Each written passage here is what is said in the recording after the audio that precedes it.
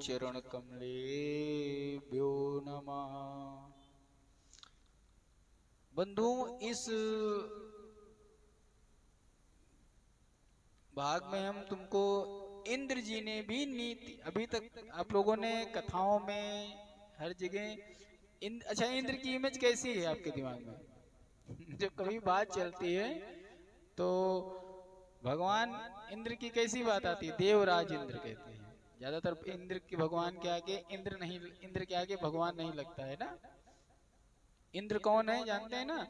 इंद्र हमारे ही बीच के एक महान तपस्वी, महान त्यागी, महान नीतिज्ञ और एक महान राजा, जो हमारे बीच में 100 अश्वमेध, एक यज्ञ तुम्हारी करने की क्षमता नहीं है। सुनिए, 100 महान यज्ञ जब करोगे तो जाकर के एक राजसूय यज्ञ करने की तुमको पावर मिलेगी, और जब 100 राजसूय यज्ञ हो जाएंगे तब तुमको एक अश्वमेध यज्ञ करने की क्षमता मिलेगी। और कहते हैं जो 100 अश्वमेध यज्ञ निर्विघ्न पूरा कर लेता है, वो जैसे होता है नहीं, यहाँ चुनाव लड़ने की क्षमता कितनी है, आयु कितनी है? अपने भारत के संविधान में चुनाव लड़ने की 25 वर्ष कम से कम है ना, कि 25 वर्ष के होना चाहिए। तो वैसे ही इंद्र पद की जो न्यूनतम आयु है वो 100 अश्वमेध यज्ञ करने वाला व्यक्ति नामांकन कर सकता है, बन भी नहीं सकता है। उसके अन्य भी विचार तो यहाँ पर कभी भी मन में ये न लाओ कि कोई ये हल्के फुल्के आदमी है। जब देखो तो क्या, इंद्र के सहारे पृथ्वी की सृष्टि की नीतियों का पालन होता है। यानी एक राजा निर्धारित करता है कौन सेनापति है, कौन मंत्री है, कौन सचिव है, कौन राज्य अधिकारी है। जैसे एक पूरी यहाँ पर शासन व्यवस्था है, वैसे देव शासन व्यवस्था का जो सुप्रीम पावर है वो कौन है? देवराज इंद्र। तो वेदों में देवराज इंद्र की महिमा का वर्णन हुआ है। अब आप जब कभी वेद पढ़ेंगे तो वहां पर वेदों से अर्थ निकाल लिया जाता है कि ये रूप है, लेकिन हे अग्नि, हे इंद्र, हे जले, ये ऐसे ऐसे शब्द तुमको वेदों में, क्योंकि आप लोगों ने वेद पढ़े होंगे या उनकी टीकाएं देखा होगा तो आपको वेद समझ में नहीं आएंगे। हे इंद्र, हे सोम, मैं आपकी उपासना करता हूँ। किसके लिए? आयु, बल, बुद्धि, यश के लिए। इसके लिए फला यज्ञ कर रहा हूँ। तो यज्ञ के बदले देवराज इंद्र हमें उन विभूतियों से अनुग्रहित करते हैं। तो वेदों में इंद्र की महिमा को विशेष रूप से वर्णित किया गया है। एक बार की बात है कि नीति धर्मों के उच्छेदक वृत्तासुर का वध करके देवराज इंद्र इंद्रलोक में लौटे, तब सभी देवताओं और महर्षियों ने उन्हें बहुत सम्मानित किया। उसी समय उनके सारथी का नाम तो याद होगा, बता चुके हैं, मातली।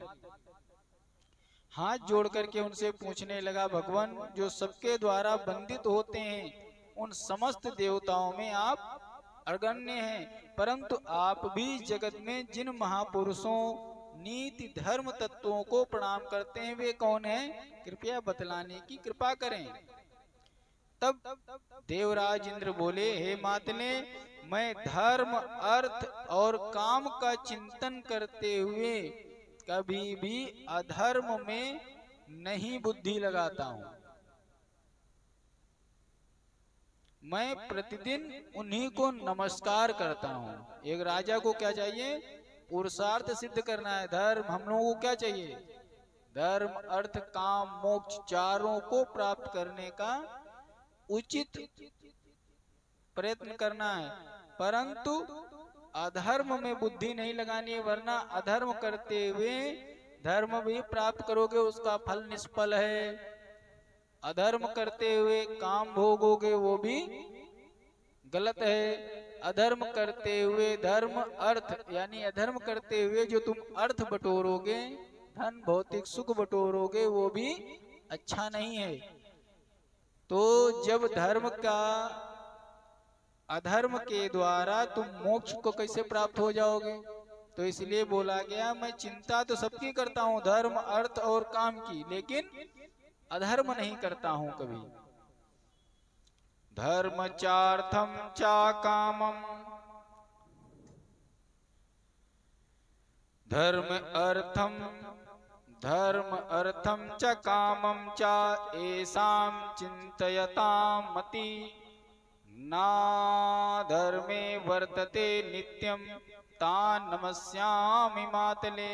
हे मातले, मैं अपने को प्राप्त भोगों से संतुष्ट रहता हूँ और दूसरों से अधिक की इच्छा नहीं रखता हूँ। जो सुंदर वाणी बोलते हैं और जो बोलने में कुशल हैं, जिनमें अहंकार तथा कामना का सर्वथा अभाव है, तथा जो सबसे पूजा पाने योग्य हैं, मैं उन्हें नमस्कार करता हूँ। स्वेषु भोगेषु संतुष्टा सुवाचो वचन क्षमा, आमान कामाक्षर्घ्या हस्तान नमस्यामि मातले। और तीर्थों की महिमा कहते हैं, इंद्र ने आदेश दिया है या संकेत दिया है, नीति है इंद्र की। जैसे आपने भगवान विष्णु की नीति क्या थी, शंकर जी की नीति क्या है, तो इंद्र ने क्या कहा है, इंद्र की नीति क्या है? इंद्र नीति कहती है धर्म अर्थ काम सबको चिंतन करो, सबको भोगने की इच्छा करो, लेकिन शर्त क्या है, वो अधर्म से नहीं होनी चाहिए, धर्म मार्ग से होनी चाहिए। और गंगादि तीर्थों में श्रद्धा पूर्वक स्नान आवाहन करने की प्रेरणा प्रदान की। इतना ही नहीं कहा कि अगर कहीं घाट पर तीर्थ पर पवित्र नदियों का स्नान न कर पाओ तो उनकी पवित्रता का मन ही मन स्मरण करते सामान्य जल में भावना करो कि उनका स्नान हो रहा है, मैं गंगा का स्मरण कर रहा हूँ। तो जो पूजा पाठ कराते हैं हम आचार्य लोग, सब लोग क्या बोलते हैं, गंगे च यमुने चैव गोदावरी सरस्वती नर्मदे सिंधु कावेरी जले अस्मिन् सन्निधो कुरु।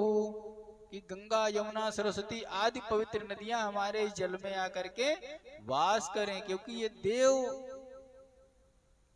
शरीर वाली हैं, ये जरी थोड़ी कि एक जगह बह रही हैं तो वहीं रहेंगी। कहते हैं अगर तुम्हारे घर पे गंगा जल नहीं है तो 100 कोस तक कटोरी में जल लेकर के गंगा गंगा स्मरण करो, तो गंगा जी का जल, वो जो पवित्र जल गंगा जी के समान पवित्र हो जाता है। और भारत में ऐसा कोई भी क्षेत्र नहीं है जो हर 100 कोस पर एक पवित्र नदी उसका पालन करती है। इसीलिए भारत नदियों का देश है और नदियों को माँ कहा गया है। अब इतनी बड़ी विडंबना है कि माँ अपने बच्चे के मलमूत्र से कभी घृणित नहीं होती है। वो अपने बेटे को सूखे में लिटाते, अगर रात में बच्चा को लेकर के माँ लेटी हुई है, अगर बच्चा उस पेशाब कर दे उसके ऊपर, तो वो गीले की तरफ कपड़ा डाल के लेट जाती, सूखे में बच्चे को कर देती है। अगर वो भोजन भी कर रही, अगर बच्चा लेटरिन करने लगता है तो वो जानती है, कोई ऐसा है संसार में कि तुम लेटरिन कर रहे हो किसी की गोद में और कहे अच्छा खाना खा ले तभी कपड़े बदलाएंगे। वो अपना काम कर लेती है, भोजन कर लेती है कि अब भैया लेटरिन कर ली ने, अभी धुला रहे हैं, खाना खा ले, नहीं तो खाना सूख जाएंगे तो गड़बड़ हो जाएगा। इतनी दयालु माँ, और 100 गुना ज्यादा नदियां दयालु हैं। लेकिन मूर्ख वो माँ है कि वो बेटा है कि जानबूझ करके जब वो बड़ा हो जाए तब भी माँ की गोद में वो मलमूत्र त्याग करता है। ऐसा बेटा अच्छा होता है बुरा होता है? आज हम लोग बड़े हो गए हैं, समझ गए हैं कि ये माँ प्रेम से ऐसा करती थी। आज हमारे लेटरिन के पाइप, नदी नाले सब बह के कहाँ जा रहे हैं? नदियों में जा रहे हैं। आज माँ कह रही है कि देख लो ये जानकार, वो नहीं कभी नाराज होने वाली है। माँ कभी श्राप दे ही नहीं सकती अपने बच्चे को, वो सदैव तुम्हारा कल्याण करती है। नदियां सदैव तुमको जल देंगी, लेकिन कब तक? जब तक उनको संक्रमित कर दोगे। जब माँ ही नहीं रहेगी तो फिर एक दिन तुम भी नहीं रहोगे, क्योंकि जहां विश्व को देख लो, जहां जहां की नदियां सूख गई हैं, वहां की संस्कृति नष्ट हो गई है। जितनी भी विश्व में संस्कृति पनप रही हैं, वो सब नदियों के किनारे हैं। जहां की नदियां सूख गई, कभी थार मरुस्थल आदि में देखिएगा, जानते हो जो बालू है, क्यों बालू है? वहां की मिट्टी थोड़ी बालू हो गई। बालू होने का तात्पर्य क्या है? कभी वहां पर पानी रहा होगा। तो हमारे देश में या विश्व में एक बालू का बहुत बड़ा रेगिस्तान है। कभी कहते हैं वहां पर सरस्वती नदी बहती थी। आज भी नदी है, लेकिन क्या किया है? वो 8-10 किलोमीटर नीचे जमीन में चली गई। खोज किया गया कि रेगिस्तान के नीचे नदी बह रही। जब माँ क्या करती है? तुमको छोटे थे, मलमूत्र उठाया, साफ किया, लेकिन देखा अब तुम बड़े हो गए हो और मलमूत्र डाल रहे हो, गंदा कर रहे हो, तो क्या किया? माँ ने अपने आप को दूर कर लिया। अब तुम गंदगी पड़े रहो, पूरा रेगिस्तान हो गया एरिया। तो नदियों की, तीर्थों की सेवन करना चाहिए। क्यों? तीर्थों से संस्कृति जान मिलती है, पवित्रता आती है। और आज कहाँ सबसे ज्यादा गंदगी हम लोग मचा रहे हैं? तीर्थों में जाकर के। तीर्थों में ले जाकर के, नदियों में निर्माल्य के, निर्माल्य जानते हो क्या होता था? बहुत पवित्र चीज है। फूल पत्ती, भगवान की अक्षत, चावल। तो क्या होता था? फूल सड़ के काई बनता है, मछली खा लेती है। अक्षत चावल मछली खा लेती है। और जो हवन की दिव्य भस्म है, उसके द्वारा मछलियों में जो फंगस लग जाता है, राख के द्वारा नाइट्रोजन पाउडर जब पानी में घुलता है, तो घोंगा, मछली, हड्डी, काई के फंगस दूर होते हैं। कभी भी पूजा के निर्माल्य से अतिक्रमण नहीं होता है। लेकिन तुम पॉलीथीन है, अगरबत्ती डंडी है, पता नहीं कहाँ कहाँ से कौन कौन सी सजावट, धागे बना करके फूल प्रवाहित करो, कोई नहीं रोकेगा। माला से निकाल के फूल बढ़िया एक बाल्टी में सिर्फ वो सामान रखो जो, और कभी फूल एक बाल्टी में फूल पत्ती राख रख के देखो, 8 दिन के अंदर वो काली होके मिट्टी हो जाएगी। अब भैया वो क्षमता नहीं है तो बताएं क्या करो? सबके घर में पेड़ हैं, सबके घर में बगीचे हैं। एक गड्ढा खोदो, सारा निर्माल उसी में डालो, महीना भर बाद बंद कर दो, फिर दूसरा गड्ढा खोदो, वो खाद बन जाएगा। बोलो सियावर रामचंद्र की जय। तो मनुष्य को चाहिए वो कुरुक्षेत्र, गया, गंगा, प्रभास, पुष्कर क्षेत्र का मन ही मन में स्नान करके, मन ही मन ध्यान करके अगर घर में भी स्नान कर रहा है, तो उसको उस तीर्थ के स्नान का फल मिल जाएगा। ऐसा करने पर पाप से उसी प्रकार मुक्त हो जाता है जैसे चंद्रमा राहु के ग्रहण से मुक्त हो जाता है। कुरुक्षेत्रम गयाम गंगाम प्रभासम पुष्कराणि च एतानि मनसा ध्यात्वा अवगाहेति ततो जलम तथा मुच्यन्ति पापेन राहुणा चंद्रमा यथा। तो तीर्थों में बिना पैसे का मानसिक स्नान। लेकिन कहते हैं, सुनिए, भोजन कैसे करना चाहिए? ये भोजन नहीं करना चाहिए, प्रसाद किया जाता है। भोजन करो भगवान को भोग लगा के, जल पियो तो गंगा जी का ध्यान करके। कभी भी प्रसाद ग्रहण करने से कोई कष्ट नहीं होता है, अन्न पवित्र हो जाता है। और सबसे बड़ा तीर्थ कौन सा कहा इंद्र जी के हिसाब से? भगवान देवराज इंद्र कहते हैं कि गौओं में सभी तीर्थ प्रतिष्ठित हैं। जो मनुष्य गाय की पीठ छूता है और उसकी पूंछ को नमस्कार करता है, मानो तीर्थों में 3 दिनों तक उपवास रह करके स्नान करके आया है। गाय की पूंछ पवित्र है, गाय की पीठ पवित्र है।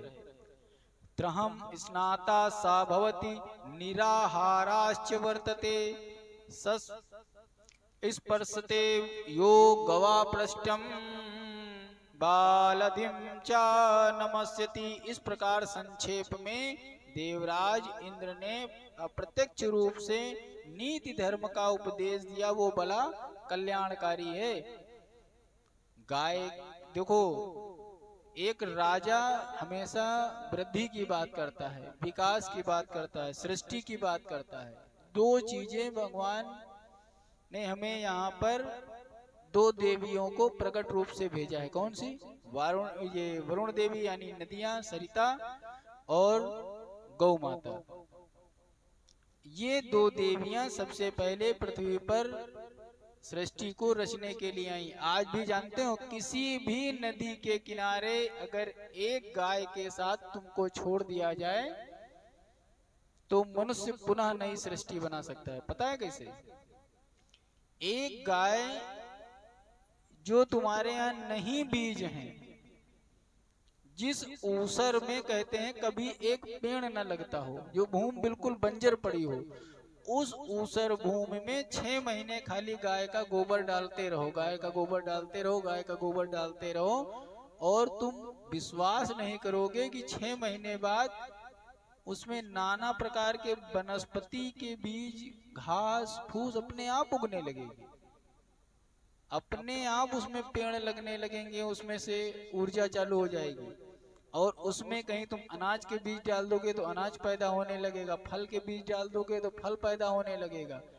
तो नदियों के किनारे और गाय ये हमारी बीज हैं। जो व्यक्ति अपने बीज को नहीं बचा सकता है, यानी गौ को माता नहीं मानता है और तीर्थों का सेवन नहीं करता है, तो ये सब करने वाले को नीतिवान होना पड़ेगा।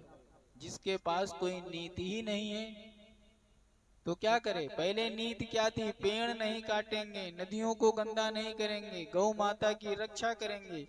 आज जरा सी हमारी जरूरत नहीं हुई, तुरंत आरा मशीन मंगाया, पेड़ काट के काम खत्म। और प्राचीन समय में क्या कहा जाता था? अगर लोहे की धार से काट के लकड़ी आती थी तो यज्ञ नहीं होता। हवन में समिधा बीन के लाई जाती थी पेड़ों से, तो ब्रह्म बना दिया गया। आम की लकड़ी 3 किलो 2 किलो 1 किलो। भैया वनों में क्या आम के वन होते थे? सीधे नियम है, जो समिधा क्या चखने पर कड़वी न हो, दूध वाली न हो। दूध वाली जानते हो? जैसे कुछ मोटे दुधारू पेड़ होते हैं, उनकी धुआं होता है, जलते हैं, उनमें गोंद भरी रहती है, उनके अंदर कीड़े ज्यादा, मोटी छाल वाले जो धुआं वाले हैं। तो कांटे वाले और दुधारू, जैसे ये मान के चलो दुधारू पेड़ ये छाल वाले होते हैं, सहजन है, पपीता है, ये पेड़ है, और बेहैया आदि हैं। तो इसी तरीके से उन पेड़ों को मना किया गया। बाकी कांटे रहित वृक्ष होने चाहिए। जरूरी ही नहीं है कि सिर्फ आम की ही लकड़ी हो। हाँ, नीम की नहीं, क्योंकि नीम का धुआं कड़वा होता है, नीम औषधि है। तुलसी का कभी हवन नहीं करना चाहिए, तुलसी औषधि है। औषधि वाले पेड़ों का कभी हवन नहीं होता है। तो इंद्र ने कहा कि अगर नदी और गौ रक्षा की नीति मनुष्य पालन करेगा तो उसकी संस्कृति कभी नष्ट नहीं होगी। श्री राम जय जय राम, श्री राम जय जय राम।